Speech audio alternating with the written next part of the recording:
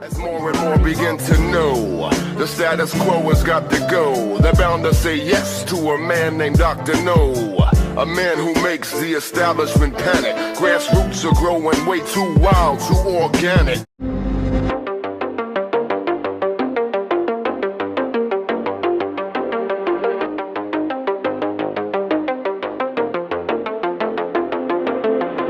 So the Times of Israel reported on Thursday that Israel is backing off from Qatari and Egyptian-mediated hostage talks with Hamas after Prime Minister Benjamin Netanyahu rejected the Palestinian group's latest proposal. So an Israeli official told the Times that instead of offering a counter-proposal, Israel will try to get the U.S. to apply pressure on Qatar, although Doha, Qatar, has said that it's only a mediator when it comes to these talks and has no control over Hamas. And, you might think that they could put pressure on the Hamas political leaders that live in Qatar, but the reality is it's the Hamas in Gaza. They're the ones who are dictating the terms here. At least that's what it seems like to me. So this Israeli official said, quote, "The main target now is to create pressure from the Americans and other countries on Qatar, and from there on Hamas, in addition to the military pressure, to bring them down from their delusional demands," end quote. So Hamas's proposal involved a 135-day ceasefire in 3 phases. Throughout the 3 phases, Hamas would release all remaining Israeli hostages in exchange for Israel freeing thousands of Palestinian prisoners, and the goal would be to establish a permanent ceasefire by the end of the 135 days. And the previous Hamas offers were, Israeli withdrawal, permanent ceasefire, release all the hostages, you release Palestinian prisoners, and that's it. So this one, they did concede a little bit and not demand an immediate permanent ceasefire, but the 135-day ceasefire, which is a pretty long ceasefire. But Netanyahu, as I covered yesterday, rejected the proposal immediately and said that there was no solution besides total victory. So Iraq has repeated its call for an end to the U.S. military presence following a U.S. drone strike in Baghdad that killed a senior member of Kateb Hezbollah, which is a Shia militia that is part of the Iraqi security forces. Iraqi military spokesman Yahya Rasool said the U.S., quote, conducted a blatant assassination through an airstrike in the heart of a residential neighborhood in the capital Baghdad, showing no regard for civilian lives or international laws, end quote. Rasool said that by launching the strike, quote, the American forces jeopardize civil peace, violate Iraqi sovereignty, and disregard the safety and lives of our citizens, end quote. The U.S.-led international coalition based in Iraq is supposedly in the country to fight ISIS, but the presence is really about trying to counter Iran. Rasool said, quote, the coalition consistently deviates from the reasons and objectives for its presence on our territory, end quote. So the U.S. claimed that this Kateb Hezbollah commander that they killed 3 people, including the commander. They claimed he was responsible for targeting, for attacks on U.S. troops. Since mid-October, U.S. bases in Iraq and Syria have come under attack over 160 times in response to U.S. support for Israel in Gaza. So the January 28th drone attack that killed 3 U.S. troops in Jordan led to the U.S. launching heavy airstrikes in Iraq and Syria on Friday that killed around 40 people. So we had that on Friday. And then on Wednesday, this U.S. drone strike in Baghdad. And the Iraqi government has been opposed to all recent U.S. airstrikes in the country. There have been some, since October, there's been a few rounds of U.S. airstrikes in Iraq. And they usually, in another case, they killed a deputy PMF commander. And Baghdad has been calling for the U.S. an end to the U.S. military presence. They started discussions on it with the U.S., but clearly it seems like they're in no hurry to get out of there. The fact that they're launching all these airstrikes instead of just withdrawing, which would solve everything, no, they have to just keep bombing Iraq. So Zelensky, the Ukrainian president, on Thursday said that he removed General Valery Zaluzhny from his position as Ukrainian commander-in-chief, a move that's expected to backfire due to the general's popularity both within the military and among Ukraine's civilian population. Zelensky said in his evening address on Thursday, quote, starting today, a new management team will take over the leadership of the armed forces of Ukraine, end quote. And he's replacing Zaluzhny with Alexander Syrsky, who's Ukraine's ground forces commander, who is said to be close to the president. And as I understand it, people in the Ukrainian military do not like him. Zaluzhny's sacking was expected after Ukrainian media reported last week that he met with Zelensky on January 29th and was offered another post, but he refused to step down. Zaluzhny has overseen the Ukrainian war effort since Russia invaded in February 2022. Zelensky said that he thanked Zaluzhny for his service, but that the, quote, tasks of 2022 are different from those of 2024. Therefore, everyone must change and adapt to the new realities as well in order to win together, end quote. Bill. So the Senate on Thursday voted to begin deliberations on a $95 billion foreign military aid bill that stripped out border spending that was in that original $118 billion piece of legislation, which the chamber voted down on Wednesday. So this is all kind of confusing procedural stuff. I tried to explain it as plainly as possible. But basically, the Senate voted on Thursday to deliberate, to start discussing and debating this bill, and they voted 67 to 32. They needed 60 votes. They got 67. So the fact that that many voted to, deliberate this thing is a sign that once the final vote happens, it has a good chance of passing. But it's unclear when that next vote will happen. Republicans might try to add amendments to this spending package that include border things. So it's all kind of unclear what's going to happen in the next few days, but it could take a while. Rand Paul is saying that he's going to slow it down as much as he possibly can. And the way the Senate works, one senator can delay things for a long time when they try to speed things up. He can stop it. He wrote on X, quote, "I'll object to anything speeding up this rotten foreign spending bill's passage," end quote. So this bill includes about $60 billion for the proxy war in Ukraine, $14 billion to support the Israeli slaughter of Palestinians, and $4.8 billion for Taiwan and the Indo-Pacific region. Here's Gerald Salenti with today's trends in the news. Watch out for the banking bust. And we're going to talk more about that. The markets are being pushed up by just a few companies. And with the geopolitical and socioeconomic conditions going on, we don't see this going on much longer. Wall Street is worried about another regional banking crisis. This is the Cartoon News Network, CNN. Wall Street has experienced a case of deja vu. It's been nearly a year since the collapse of three regional. Again, what's one of our top trends for 2024? Banks go bust. We warned about this when the office building crisis because they made people stay at home. So again, it's one of your top trends. There it is, office building bust, and this year, banks go bust. We're the only ones who've been talking about this. They barely mention it.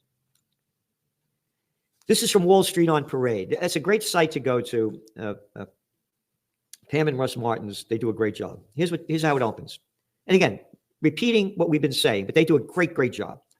The S&P 500 closed at a record yesterday, meaning Wednesday, while banks, big, medium, and small, continue to see their share prices hammered. And while the media is focusing the public's attention on the share prices collapse of New York Community Bank Corp., which as of yesterday is down 56% year to date, and its credit rating downgraded to junk by Moody's on Tuesday's evening, numerous other banks are trading at their lowest levels in 2 years. We have forecast this in your Trends Journal. No one had forecast this.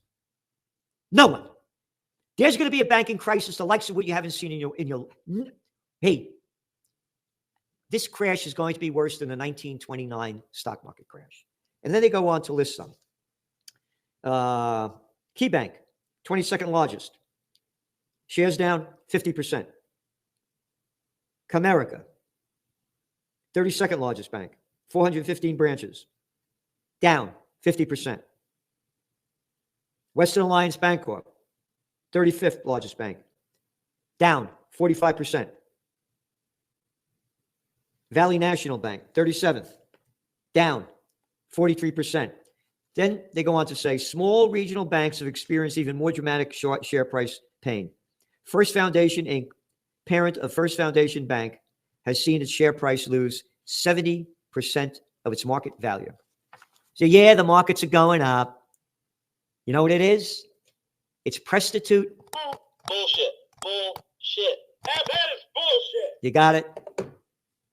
And then a tiny little article buried in the New York slime, the toilet paper record, why one bank is stirring fears of a wider mess. Isn't that nice language? EVs put a damper on Ford's profits. What a surprise. What's one of your top trends for 2024? EV, FU. We've been warning about this for a long time. And we've been saying they're going to be going more and more hybrid. We've been saying this for years. And now Toyota is cashing in as hybrid sales boom.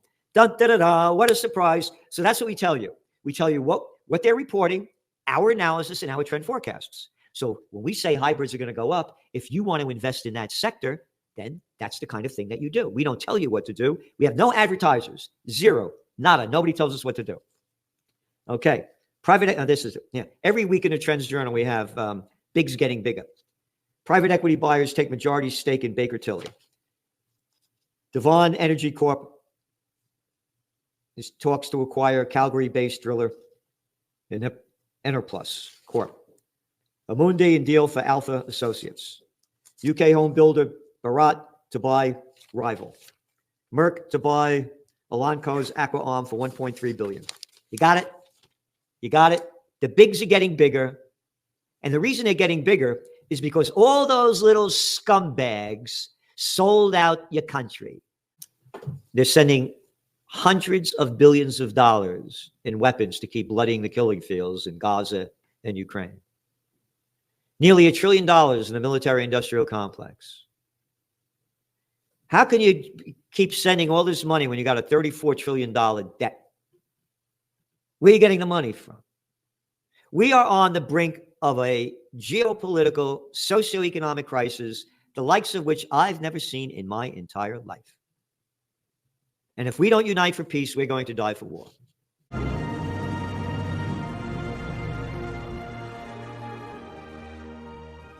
How is the United States government a Ponzi scheme, Colonel Kwiatkowski? Well, when we think of like Social Security, I think it's easier to understand that it's a Ponzi scheme. You know, we take from the current investors to pay back past investors. So it has to always go forward. It's not holding resources. It's not generating resources. It's simply taking from one group to pay off a previous group that's been effectively lied to. And so in that respect, I think Social Security fits that bill. Medicare and Medicaid fit those bills, you know, many of our welfare programs. But actually, what happened was I was listening to a crime show, and they talked about clawback, which is the legal response when a Ponzi scheme is discovered and whether it implodes or it's reported or somehow. And the clawback goes after those that invest in it. And it occurred to me that we the people, average Americans that are living today, we're the ones investing in this Ponzi scheme. And, you know, we look at victims of other Ponzi schemes and we say, well, yeah, they're victims, but they were promised a lot and they kind of took a risk and maybe they should have made better choices. We can say that about an average Ponzi scheme victim. But in the United States, we're all victims and yet we're all slaves to the scheme, because I don't know anyone who can avoid participating in the support of the United States government. And I think it reaches in even to our military activities. You know, you continue to pay the Pentagon, and the stuff they've had in the past, they give that away to foreign countries, or they stockpile it somewhere and continually buy new stuff. There's no real gain of value in any of the things that the government does in our name and with our money. Well, when Ponzi schemes end, so when Bernie Madoff was caught, the court engaged lawyers and accountants to engage in clawback, to go to the people whom Madoff had paid and to claw that money back, and then to have a pool and then divide the pool up so that if you invested $1 million with Madoff, you're not going to get the $1 million back because it's gone, but you might get a percentage of the $1 million back. But everybody suffered because he was literally borrowing from Peter to pay Paul. So Paul had to kick back what Paul earned from Madoff, and Peter got a percentage of what he invested in Madoff. Now take that and multiply it by tens of thousands, the Peters and the Pauls, and that's the Bernie Madoff scheme. In the American scheme, multiply it by hundreds of millions of people who put money in. FDR's promise was, we will hold your dollars for you in a savings account. Baloney. They didn't hold a nickel. They just put it in the treasury and spent it. And then when you turned 65 or whatever the rule was at the time and you were entitled to Social Security, they started paying you. What are they paying you with? The money that young people were putting in. Yep. You might not be old enough, but I am, to remember Barry Goldwater running against Lyndon Johnson in 1964, suggesting that Social Security should be voluntary, that you should be able to do what you want with your own money. Well, you would have thought that he was inviting the Chinese to invade California, the way he was treated for saying that.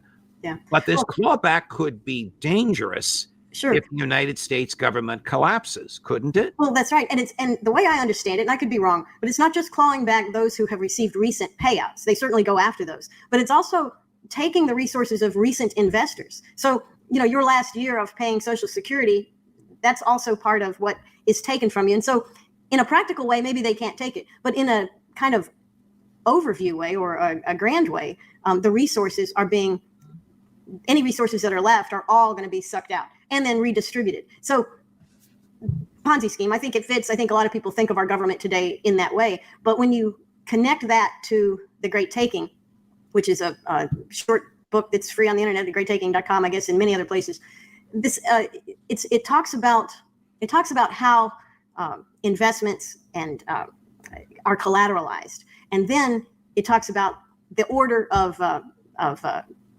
collecting the resources in the case that it collapses, whether it's Ponzi scheme collapse or just market collapse or anything else. And what this guy writes about, a guy named Mr. Webb, he explains how the deck is stacked. Now, many of us already think the deck is stacked. I mean, we kind of think that way, but he explains how it's stacked and how legally most things of value are not going to be clawed back or seized by anybody except the same people that are running the scheme right now. So that is a very impoverishing vision for the United States, for the people of this country. People who are struggling to have whatever they have, whether it's trying to pay off a mortgage or hold on to one they paid off some years ago as taxes and insurance and everything rises, cost of living rises. So most people in this country, not the very rich, but the average person, he doesn't have a huge amount of things. He has what he has, and he holds it dear, and he's a little worried about it. And yet every bit of that, it's almost inhuman. And I think that Webb sees it this way as well, very much an inhumane kind of disillusionment. Well, Karen, let me ask you this. Did you invest in Social Security? Of course not. Nobody invests in Social Security. They just take it from you. Yeah, they do take it. But technically, when the court will look at it as we invested. Correct. We're investors, so we're going to get pennies on the dollar. Now, most people, younger baby boomers and those younger than the youngest baby boomers, those generations realize that they won't get the real value of anything that they put in. I mean, it'll be inflated away, which has been a tool. Inflation has been a tool for impoverishing and helping support the Ponzi scheme. They can give back to people dollars that are worth far, far less than the original investment. So that works out well for them. But I think it's unsustainable. There's never been an eternal Ponzi scheme, just like there's never been an eternal empire. You run your mouth and I run my business, brother. You tell everybody I'm busted. You talk so much you got me disgusted. But you run your mouth and I run my business, brother. Here is where, this is how desperate, I guess, the entire system was for getting funding to the Ukraine. Because this is the worst reporting I've ever seen in the Wall Street Journal section ever. I read the opinion piece all the time, and sometimes they've got disastrously bad things because they're trying to pitch war. But in this case, even the Wall Street Journal has been trying to sell this border deal like it was a win and that Republicans squandered the opportunity. And it seems like, I guess, they were just so desperate to get money to the Ukraine that McConnell sat down and said, you know what? I don't care about this illegal immigration anymore. I've only got 10 years left to live. Whatever deal I signed with these deep state people, whatever deal I signed with these weapons manufacturers, I got to make good on my promises, and I got to make sure that we're getting that $86 billion over to the Ukraine so that in 2 months from now, we got to get another bundle of money. And then a couple months later, we got to get another bundle of money. But I don't care what I have to trade to get them the current bundle of money. That is my chief operating initiative. The most important thing, I don't care if we legalize 2 million people coming over a year and creating a bigger problem at the border. It's just that important to me to make sure that we get Ukraine this current couple $2 billion with no plan for the next billion, and then no plan. What are you going to trade in 3 months from now? How much of an addict are you to war funding that you're willing to trade entirely legalizing illegal immigration and letting 2 million people more into the country and making a bigger mess, that you're willing to trade $86 billion now? What are you going to trade in 2 months from now, 3 months from now, and 4 months from now? That sounds like a pretty big thing to give up. And yet, here's what they did, and this is something that you can watch Ted Cruz, he was screaming at McConnell for, is that you've at least given the Democrats a selling point here, and that they could pretend like they actually had a bipartisan deal on the table that the Republicans walked away from. Why would you even put this one up for a vote? Why would you even, in the negotiating process, why would you accept the legalization of 2 million people a year? It's like the Republicans started off and they said, all right, listen, we're not doing any more Ukraine funding unless you actually take care of the border thing. And so they go, fine, we'll take care of the border thing by legalizing the 2 million people a year that are currently coming in. Why would you accept that compromise to even put it up to vote on for the Republicans to then shoot down? All right, so anyways, this is from the Wall Street Journal. It's from the opinion section. And this is them trying to sell that the Republicans walked away from what should have been a good border deal. And in my estimation, it's just because the Wall Street Journal and some of these others are so desperate for their war funding. The mistake by Senator Lansford and McConnell was assuming that Republicans who demanded border provisions were sincere. But those senators ran for cover as soon as Mr. Trump handed down orders not to give Mr. Biden anything he could take credit for. The bill's details became irrelevant as the GOP covered before Mr. Trump, who is now trashing Mr. Lansford. This is a very bad bill for his career, Mr. Trump said in an interview this week. This retribution will be routine if Mr. Trump makes it back to the White House. They're trying to pretend like this border deal was anything other than a disaster. I just want to reread the line. The mistake by Senator Lansford and McConnell was assuming that the Republicans who demanded border provisions were sincere, as if a bill that legalized 2 million people coming in a year was something that anyone would approve. That's not a sincere attempt at securing the border.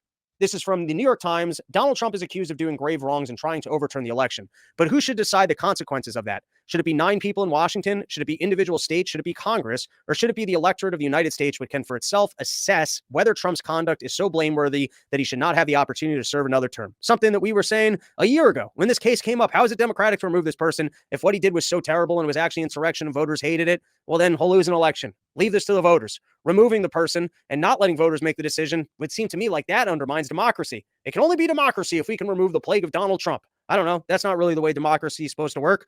Anyways, I put forward, can the Supreme Court somehow get to these cases quicker so that we don't have to just have nonsense out there dangling in the universe? It's almost like the Supreme Court's like a parent, they want to let you fumble with something for a while. It's like, listen, we're going to leave this out there. And if it becomes a big enough of a mess, then we'll take a look at it. Yeah, but we're wasting a lot of time and resources before you guys finally make your decision. Maybe you guys can just intervene and make a decision earlier. And then the rest of us can, move on with our intellect and work on other problems and solve different things and yell about all sorts of other things, as opposed to just trying to guess on whether or not you guys even take it up and then whether or not you rule on it. If some of these things are so simple, if you're just sitting around at the Supreme Court and it's like a snapshot reaction where you could just be like, yeah, that one's nonsense. Well, then can't you guys just make that issuing statement earlier as opposed to letting it progressing into a mess? That's the way the current system is. It has to actually progress into being a mess. And then the Supreme Court will be like, all right, you guys made a mess of this. Now we'll finally take a look. But how many resources get lost until it gets to that moment? Why can't they just take a look at it sooner and then just weigh in? Wouldn't that just be an easier system? Haley outvoted in Nevada primary by none of these candidates without Trump on the ballot. And across the board, can we get none of these candidates on every single ballot? We can see what percentage of Americans showed up to just say, fuck you, stand on a line. I mean, you thought Trump was the fuck you candidate. Imagine when there's actually a, hey, I hate all of you candidate right there on the bill. I support none of you.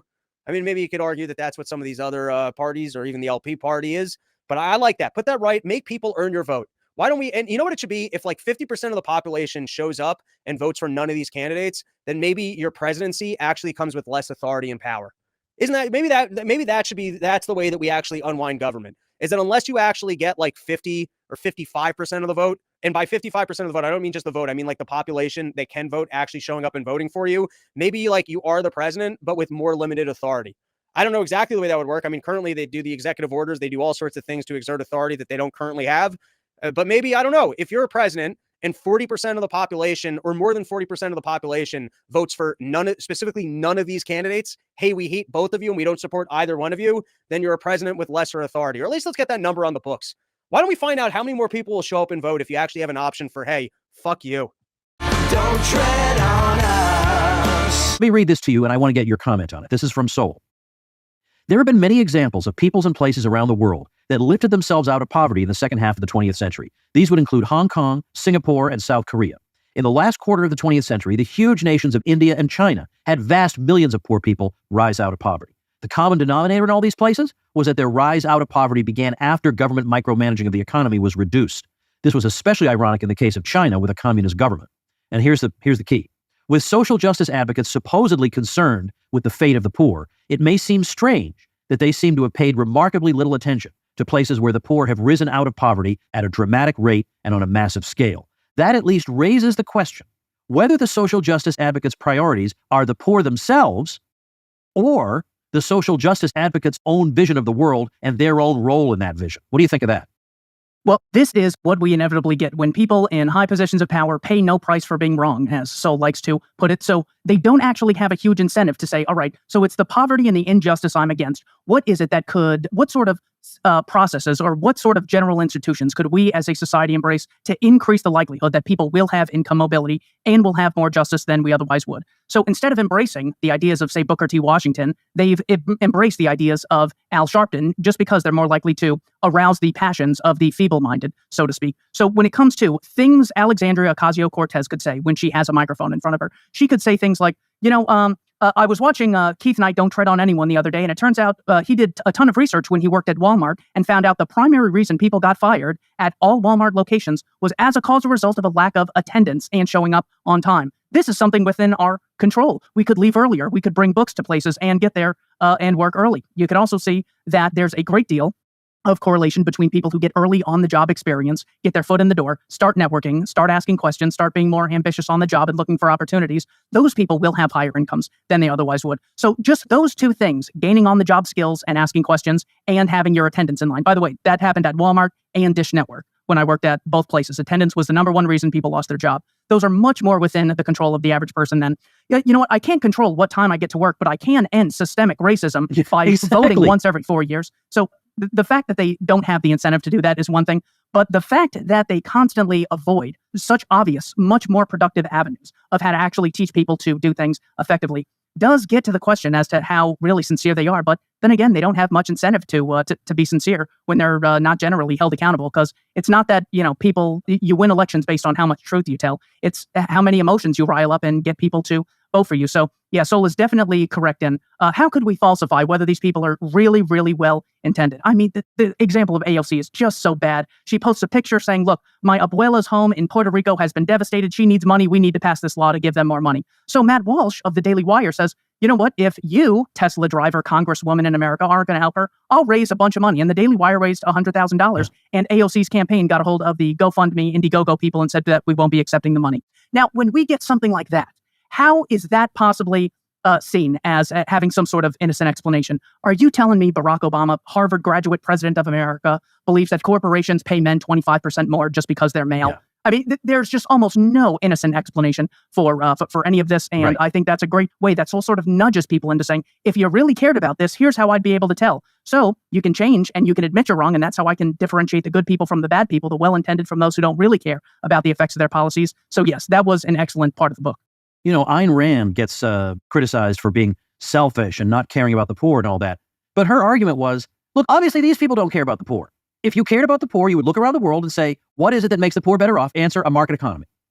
Period. There's no argument about this. A market economy. And that is the one thing they are dead set against and that they try to put as many obstacles in the way of is a market economy. So therefore, I'm sorry, they do not deserve the benefit of the doubt, that they're just dumb and they just don't know any better. If they cared, they would pencil into their busy schedules the 5 minutes it would take to survey the world and notice that the more economic freedom a society has, the fewer deprivations the poor there suffer. It'd take 5 minutes to find that data. You know, you just do a search for it, you can find it.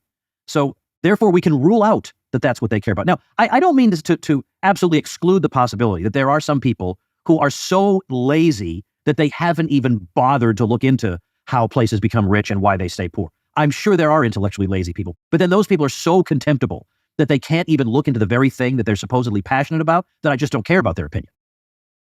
It's certainly hard to care about the opinion. When I was doing research for a speech, I found out that something like 1 billion hours of Netflix is watched collectively by Netflix users. And I go, there's just no way that I could still excuse these things. If it's like people spend 99% of their days working in the minds of the greedy capitalist and they only get a few minutes a day to sleep, then I could say, well, maybe you could be ignorant of these things. There's just no excuse at this point. Yeah, start with East Germany and West Germany, and then social justice advocates get back to me on which side was wealthier. The great example that Niall Ferguson uses is he uses the example of the Chinese inside and outside of the Republic to determine whether or not but we can see why some people are wealthy and others are impoverished. And I love what Sol does, where he says that if it's true about the economic social injustice that the wealth of the rich comes at the expense of the cost of the poor, the wealthy are wealthy as a result of impoverishing the poor, but we could actually find a way to falsify this. And the second he throws that line at you, you know you're in trouble. So he says, let's look at where the most billionaires are in the world, either as a total number, absolutely, or on a per capita basis. It turns out that America has more billionaires than all of Africa and the Middle East combined, and the average American has a higher standard of living than the average person in Africa or the Middle East. So the entire exploitation narrative, just based on that irrefutable metric, is one way you can refute the social justice narratives. He then gets into how did places fare once they kicked out the Jews, the Lebanese, the Egyptians, and all of these other demographics. Or Asians in Africa. Asians in Africa, yes. The Chinese in the Philippines is the other examples he uses. He goes, once we kick out these parasites and once we confiscate all the wealth from the rich, well, then we could have this prosperity. But turns out once all the wealth is taken, turns out you killed the golden goose, you have less golden eggs.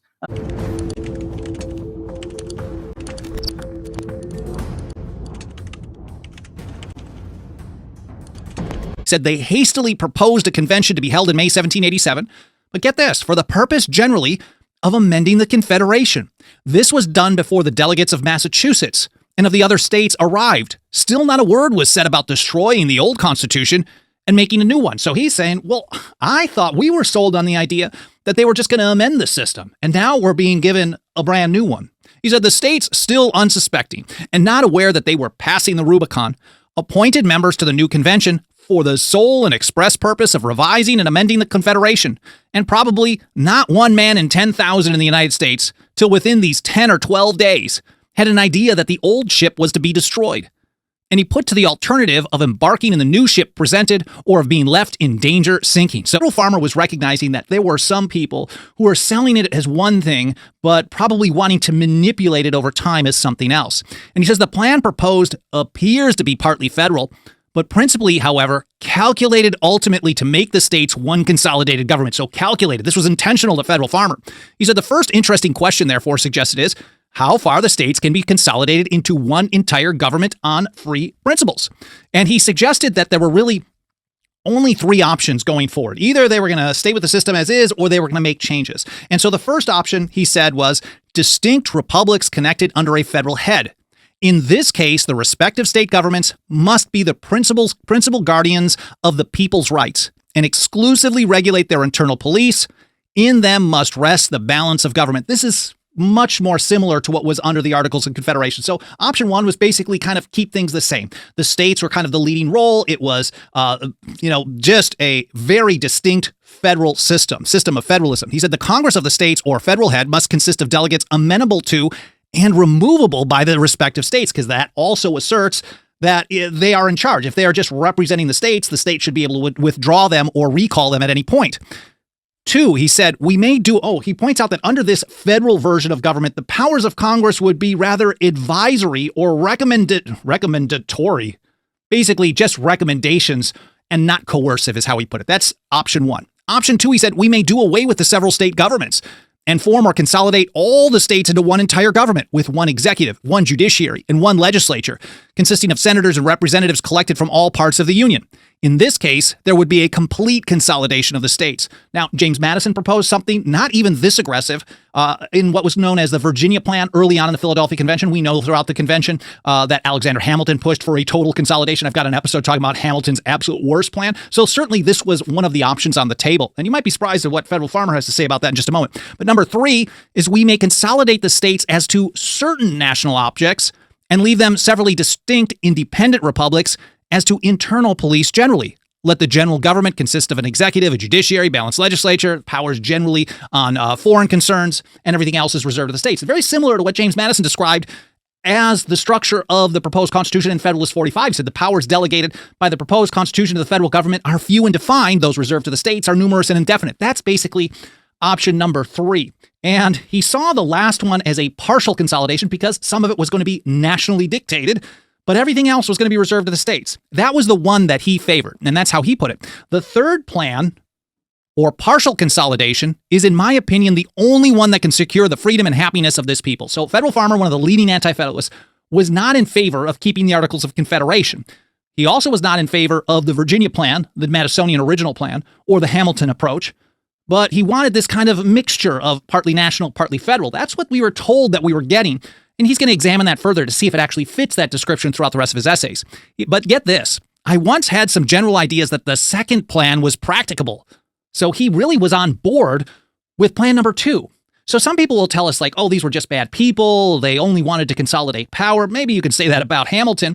But some of them really believe that the way to preserve liberty was, well, of course, they lived under the unlimited power of a king and parliament. This is what they were used to. So it shouldn't be surprising that many of them kind of tended towards thinking that that might be you just need a different version of it run by the right people. We shouldn't be too surprised that that kind of thing still existed. And one of the leading anti-federalists, his first thought was, I wanted a complete consolidation, get rid of the states completely and just have it be one national system dictating everything. He said, I had once had some general ideas that the second plan was practicable, but from long attention in the proceedings of the convention, I am fully satisfied that this third plan is the only one we can, with safety and propriety, proceed upon. Sounds like he was in Philadelphia, doesn't it?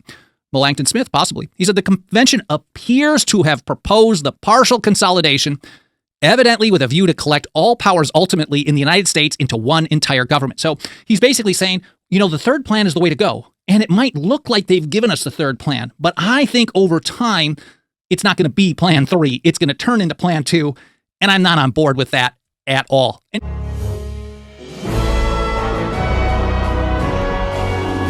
probably 90-some% of everybody in Washington, especially in the Congress, have been indoctrinated in our university, our government universities. We know where they're coming from. They've exposed themselves just recently, and that is a problem that they believe these ways, and they come up with these cockamamie answers to it. And the one thing is they do not want to look at the real cause. Of course, the real cause is spending and printing money, and we'll talk a little bit more about that. But in the meantime, I know most of our viewers are already very attuned to the problems of inflation. And most people say, well, inflation, that's when your bread costs more money, and that's why prices are going up. And that's when they use these terms, shrinkflation, as a distraction. So they distort that, but they don't want to talk about the real cause. And the real cause, of course, comes from government spending, and the Federal Reserve, accommodates by just printing the money, and the value of the dollar goes down. And eventually people will recognize it. I think they're starting to recognize the fallacy of Keynesian economics and fiat money, and they're looking for alternatives. So, Chris, I'm sure you're not putting a lot of confidence in Senator Warren to solving our problems. No, not at all, Dr. Paul. And as a consumer, I too am not crazy about shrinkflation, but I understand why it happens. You're paying the same amount for less of a product. Elizabeth Warren's, their corporations are greedy. That's just not good enough. I mean, they're all greedy at the same time. And who isn't greedy? Elizabeth Warren? I mean, we all have to battle greed. That's a human trait. So it's a little bit more complex than that. It actually has to do with Elizabeth Warren and what she does in the government. The government spends $34 trillion more than it has. I mean, that sounds like greed to me. And the Fed ends up printing lots of dollars in order to make that happen. When you print lots of dollars, the dollars that you have lose value. It's just like anything else. If you collect baseball cards, you like them because they're the more valuable ones are the ones that there's less of. But if the company prints another trillion of them, what's going to happen to your cards? They're going to lose value. So it's the same thing with the U.S. dollar. And companies, like I said, I understand why they do what they do, because they too have rising costs. So how are they supposed to deal with it? Are they supposed to go and explain to all their customers, each and every one, it's the government did this, the Fed printed the money? You can't do that. And even if they did, the government would somehow find a reason to come after them. And many times the companies like Doritos she mentioned and Oreos, they don't even deal with the consumer directly. They deal with, all their distributors. So what are they supposed to do? The only other option they have is to adapt. They have to cut costs. And one of the ways is shrinkflation. You pay the same amount for less. So no matter what the companies choose, the politicians are going to smear them. There's no way out of it. So they have to choose what they believe is the best choice. And so they choose shrinkflation, cutting costs. And here come the politicians. Oh, you're greedy, you're greedy. It's nonsense. The politicians are the kings of greed in our society, especially in our modern government, where they, go in with nothing and come out with multi-millions being so-called public servants. So unfortunately, in this case, the companies are not to blame. It rests squarely on the overspending politicians and the counterfeiting Fed. One thing I wanted to point out also is, we are not entitled as consumers to buy anything from anyone. So when you listen to Elizabeth Warren, you almost get this sense of the Doritos, I should be buying them cheaper. Well, no, there's no right to that. You have no right to Doritos or Oreos. In fact, they could close down their factories and go to the Caribbean and live, but they don't, so, and somebody might think, well, that's not fair. They have too much power. Well, it goes both ways. You also have the power never to buy any of these things, and they can't force you to. So it goes both ways. They don't have, there's no right to their product, and they don't have a right to any consumers. That's what market prices are all about, where you come voluntarily and agree on prices. You may not like what they're selling it for, but too bad. That's the way it works. They may not like how cheap you want to buy it. So everybody has the right to say no. The problem becomes when a consumer goes to the government. Go force them to sell this cheaper to me. Force them, gas is too high. Force them to sell it cheaper. That messes things up. On the other side, and we know this all too often, the corporations do the same thing. They go to government. Force them to buy our product. Force them to take this vaccine that we made. So this is where all the problems come, when the voluntary market is discarded and people run to the state to try to gain an advantage for themselves. And once this is acceptable, and in our society it is acceptable, the state will be used against you far more than it is used for you. It will be used for the people with the bucks, and that's why the lawmakers are so rich, because the people with the bucks make sure that they're taken care of. So the best of all of this is to just accept that the market is sometimes ugly, but it's much better than trying to gain advantage from the state. No perfect system. We obviously advocate free markets, private property, voluntary exchange. That's not going to be perfect, because there's no perfect people. So there's always going to be theft. There's always going to be fraud, always people cheating. But that's what the government is for, to punish those things. So we're not advocating something that's impossible. There is no perfect. But the free market is much, much better than a politician that could come at you for any price that you sell, tell you who to hire, how to hire, what you can advertise, tell you all this LGBT and woke stuff. I mean, it's, this is Sovietism through the back door is what we ended up with here. And we really have a lot of changes to make to get back on our feet. Very good.